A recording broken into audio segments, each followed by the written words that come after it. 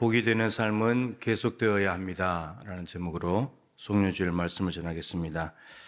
올해 시작할 때 품었던 떠나라 가라 복이 되라 그 비전의 말씀으로 다시 이제 돌아왔습니다.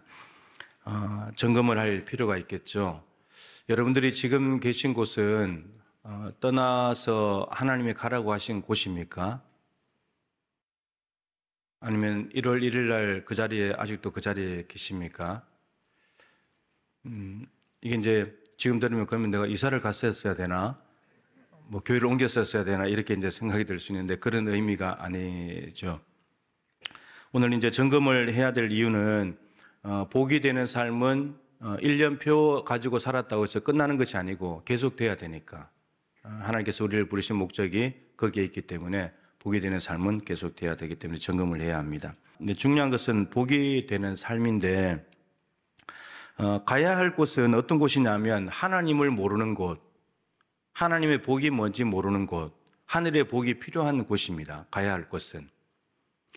그렇게 본다면 지금 있는 곳이 좋은 곳일 수도 있고 가야 될 곳이 가야 될 곳이 메마른 땅이고 우상 숭배가 있고 적막한 땅일 수 있죠. 그거는 복이 필요한 곳이니까 가야 되니까. 따라서 그렇게 본다면 떠나야 할 곳은 가야 할 곳보다 좋아서 계속 머물고 싶을 수도 있죠. 우상 숭배가 있고 적막한 땅이니까 여기가 더 좋아. 그리고 머물고 싶은 곳일 수 있잖아요. 그러니까 여기가 더 좋은 곳일 수 있죠.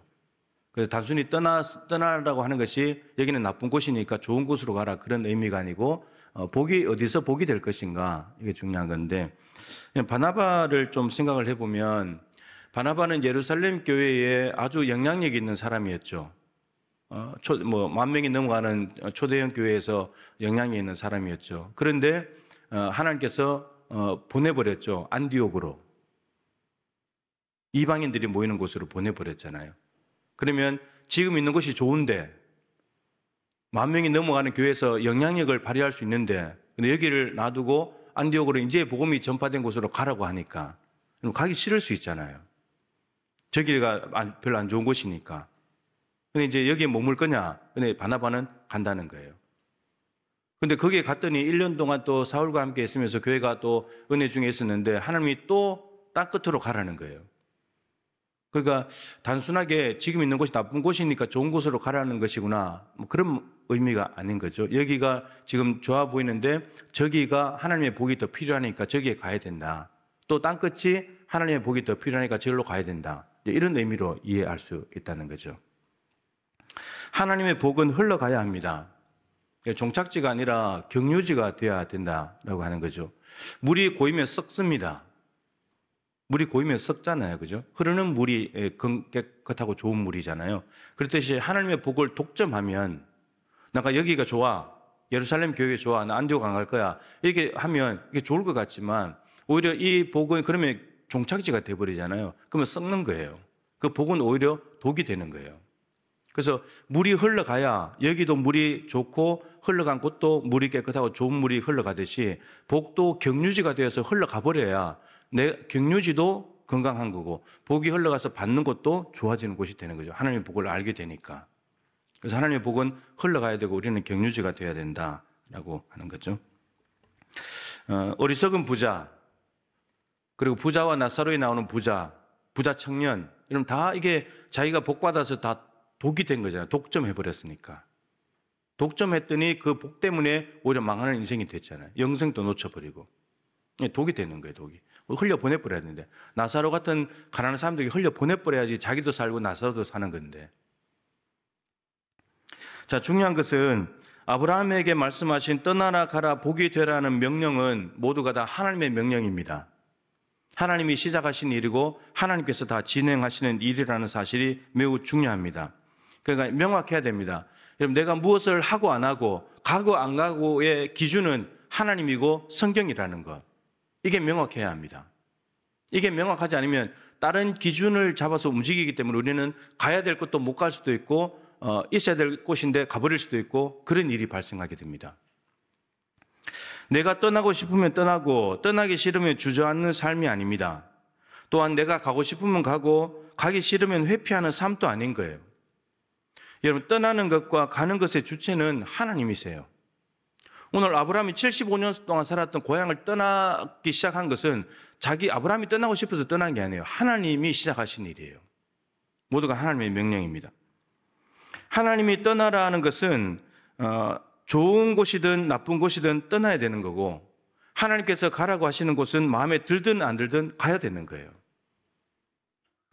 단 하나의 단계라도 떠나든지 가는 것, 단 하나의 단계라도 사람의 뜻이 개입되면 안 돼요.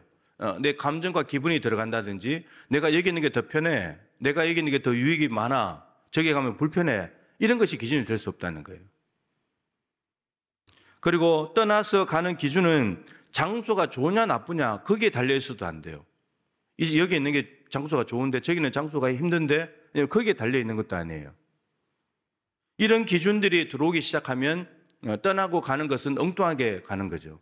그래서 제일 중요한 기준은 하나님이 말씀하셨느냐, 이것이 중요합니다. 하나님이 떠나라고 했다면 떠나는 것이고 가라고 했다면 가는 거예요. 그러니까 더 이상 토를 달 수가 없는 거죠. 내 감정과 기분, 내 형편과 처지 하나님 다 아시니까. 내 인생의 떠남과 모든 떠남과 가는 것의 주인은 오직 하나님뿐입니다. 오직 주인은 하나님이에요. 이런 주인이라는 개념 늘 말씀드렸잖아요. 그것을 선택하는데 결정적으로 영향을 미친 게 뭐냐? 그게 주인이 이런 거예요. 너 왜 떠났냐? 하나님이 떠나라고 하셔서. 왜 거기에 갔냐? 하나님이 거기에 가라고 하셔서. 여러분, 이게 하나님을 주인으로 모신 사람의 대답이에요. 거기 가니까 환경이 더 좋아서, 그러니까 연봉을 많이 준다 그래서, 그런 거는 연봉이 주인인 거죠. 환경이 주인인 거고, 하나님이 주인 된 삶이 아니라는 거예요. 주인의 뜻에 순종하면 하나님은 능력을 베푸시고 복을 주십니다. 그리고 복이 되는 삶을 살게 하시고, 왜냐하면 하나님이 그 삶을 책임지시기 때문에. 자, 그렇다면 아브라함은 정말 믿음의 조상인데 아브라함은 정말 복이 되었는가? 복이 되는 삶을 살았는가? 그리고 그 후손들의 삶은 어떠한가? 오늘 이걸 이제 아브라함, 이삭, 야곱, 요셉까지 짤막하게 좀 이제 보려고 합니다. 아브라함은, 여러분, 이 네 사람은 장소적인 개념이 많아요. 이 장소를 떠나서 저 장소로 가는 장소적인 이동이 많습니다. 다 장소적인 이동이에요. 아브라함은 갈대아 우르를 태어났던 고향을 떠나서 가나안 땅으로 왔습니다. 근데 거기에 살다가 이웃에 있는 그랄 왕 아비멜렉에게 간 적이 있죠. 근데 거기 갔더니 아비멜렉이 찾아와서 평화 조약을 맺자고 합니다. 여러분, 아브라함은 이방 땅에서 온 나그네입니다. 그런데 평화 조약은 강자가 약자에게 맺자고 하는 것이 아니고 약자가 강자에게 맺자고 하는 거죠. 그런데 지금 약자는 아브라함입니다. 그럼 아브라함이 평화 조약을 맺자고 해야 되는데 그랄 왕이 와서 평화 조약을 맺자고 말합니다. 그러니까 이유가 중요합니다. 왜 갑자기 찾아서 그 이야기를 하느냐? 이 그랄 왕 아비멜렉이 이렇게 말합니다. 무슨 일을 하든지 하나님이 너와 함께 하시는 것을 내가 봤다고. 여러분, 이방인의 눈에도 아브라함의 삶을 보면 하나님께서 아브라함과 함께 하고 있다는 게 보인대요. 하나님 보인대요. 여러분, 보입니다. 옆에 사람 한번 보세요. 하나님과 함께 하는 게 보여요? 하나님과 함께 하는 삶이 보인대요. 이방인이 그렇게 고백을 했습니다. 그리고 사라가 죽었을 때 가나안 땅에 있던 헷 족속이 막벨라 굴을 주겠다고 합니다. 그냥 무료로. 여러분, 이게 땅을 하나 얻는다는 것은 요즘은 땅값이 얼마나 비쌉니까? 그죠? 묘지 산 같은 거 하려고 해도. 근데 유대인들은 바위에다가 이렇게 판 데다가 거기다 갖다 넣었으니까 이 굴에다 묘지를 그냥 주겠다는 거예요. 그리고 거기는 6명이 들어가 장례를 했습니다. 왜 이렇게 좋냐 하면 헷 족속이 이렇게 말합니다. 우리 중에 아브라함 당신을 지도자로 하나님이 세우셨다고 인정하는 겁니다. 아브라함 당신을 하나님이 우리 중에 지도자로 세우셨다고. 이런 이방인이잖아요. 자기 민족도 아니고 이방인인데 당신은 우리의 지도자입니다. 아브라함이 어떤 삶을 살았길래 이렇게까지 해줄까 말이죠. 이삭은 흉년이 들자 가나안을 떠나서 애굽으로 갔습니다. 그런데 애굽으로 내려가는 길에 하나님께서 개입하셔서 애굽으로 가지 말고 내가 지시하는 땅에 있으라. 그러면 내가 너에게 복을 주겠다. 그래서 그랄 땅입니다. 이 이스라엘에서 애굽으로 내려가는 길 중간에 있는 그랄이라는 곳, 그곳에 갔을 때 하나님께서 말씀하셨어요. 그래서 이삭은 내려가지 않았습니다. 그래서 거기서 농사를 지었는데 그의 거부가 되었습니다. 엄청난 부자가 됐습니다. 종들이 많아졌죠. 그러다 보니까 여러분 양들이나 떼들이 많아지면 물이 필요하잖아요. 그래서 우물을 팠습니다. 아버지 아브라함 때 팠던 우물. 근데 이 블레셋 사람들이 와가지고 우물을 뺏어버립니다. 덮어버리고. 근데 이삭이 어떻게 합니까? 양보해버립니다. 에색. 또 두 번째 신나 양보해버립니다. 그랬더니 로봇, 장소가 넓다. 근데 하나님께서 넓은 장소를 주셨다는 겁니다. 여러분 그때 아비멜렉이 찾아와서 똑같이 아브라함 때처럼 평화조약을 맺자고 합니다. 이삭은 지금 이방인인데 약자인데 강자가 찾아와서 평화조약을 맺자고 제안합니다. 왜 그렇게 했냐? 이렇게 말합니다. 하나님께서 이삭 너와 함께 하심을 내가 분명히 봤다. 하나님 너와 함께 하고 있다. 그리고 또 한마디 더 합니다. 너는 하나님께 복을 받는 사람이다. 이게 이방왕 그랄왕 아비멜렉 눈에 보였던 이삭의 삶의 모습이었습니다. 양보하니까, 줘버리니까. 야곱은 형과 아버지를 속이고 난 뒤에 가나안을 떠나서 이제는 애국과 반대편에 있는 바다나람으로 갑니다. 이스라엘의 동북쪽에 있는 바다나람으로. 거기 갔더니 라반 외삼촌이 악덕 사장 같습니다. 일만 부려먹고 임금도 제대로 주지 않고 라헬 레아도 막 바꿔치기 하고 품삯을 10번이나 속이고.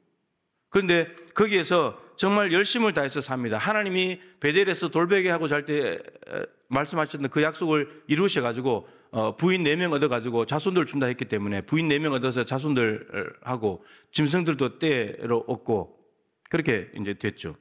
그랬을 때 야곱을 통해서 라반에게도 복을 주셨습니다. 그 라반이 자기가 스스로 이렇게 말하죠. 너 때문에 내가 복을 받은 줄 안다고. 야곱 너 때문에 내가 복을 받았다고. 그러니까 야곱이 오기 전에는 라반의 소유가 적었습니다. 양과 염소가 적었죠. 근데 야곱이 와가지고 양과 소가 엄청나게 불어난 겁니다. 그걸 인정하는 거예요. 너 때문에 내가 복을 받았다고. 그러니까 야곱이 복의 통로가 됐던 거죠. 그 삶이. 비록 악덕 사장이었지만 거기서 눈붙일 겨를도 없이 양들을 돌보고 했기 때문에 양이 사자가 와서 물어간 것도 밤에 물어간 것도 야곱 보고 물어내라고 하니까 외삼촌이 아닌 거죠, 진짜. 근데 그걸 다 메꿔 넣었으니까. 근데 그 삶을 통해서 라반이 자기가 복을 받았다고 인정을 하는 거죠. 복이 됐던 겁니다, 야곱이. 요셉은 형들에게 팔려서 가나안을 떠나 애굽으로 갔습니다. 하나님의 개입하심으로 형통한 삶을 살았습니다. 여러분, 노예가 형통하면 주인이 되죠. 네?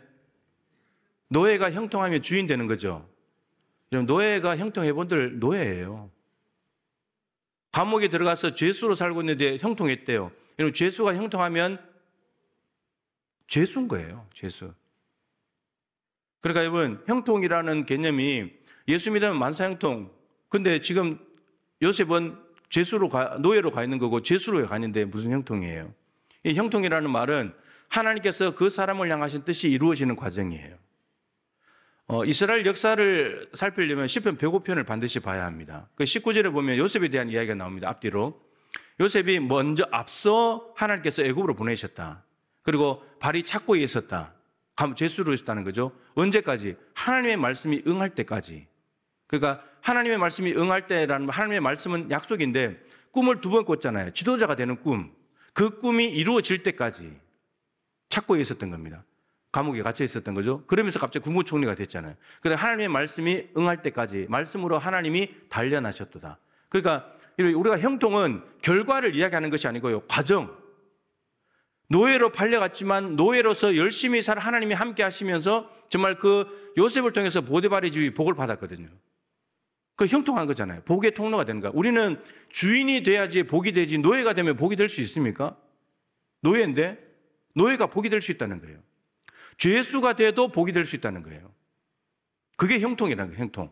하나님께서 말씀하죠. 그러니까 지금 여러분의 삶이 마치 노예와 같고 죄수와 같은 힘들고 어려운 상황 속에 있다고 하더라도 나는 왜 이렇게 형통하지 않지? 그렇게 말할 게 아니라는 거예요. 이 과정이 하나님의 뜻하신 길을 향해서 가고 있다면, 과정이라면 형통한 거예요.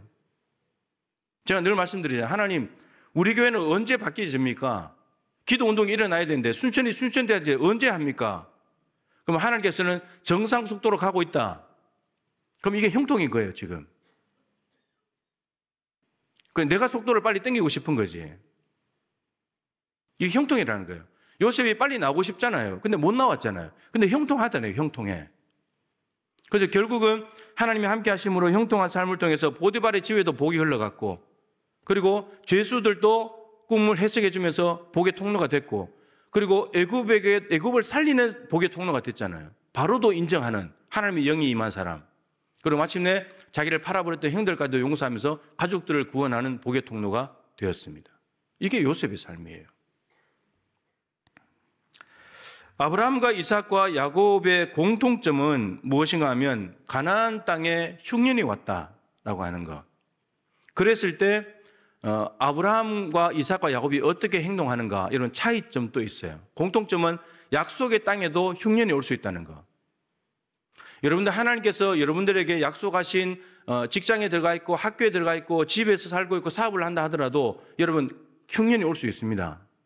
이 나라 경제가 왜 모양이야? 여러분, 그럴 게 아니라 흉년이 올 수 있다니까, 약속의 땅에도.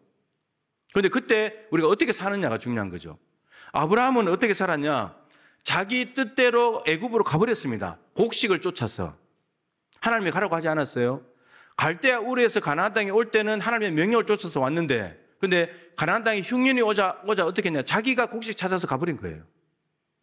근데 이삭도 흉년이 왔습니다. 이삭 때도. 근데 이삭 때도 아브라함처럼 애굽으로 가려고 하는데, 그랄 땅에 갔을 때 하나님께서 나타나셔서 내려가지 마라. 이 땅에 있어라. 그렇게 말씀하셔서 이삭은 하나님의 뜻을 따라서 내려가지 않았어요.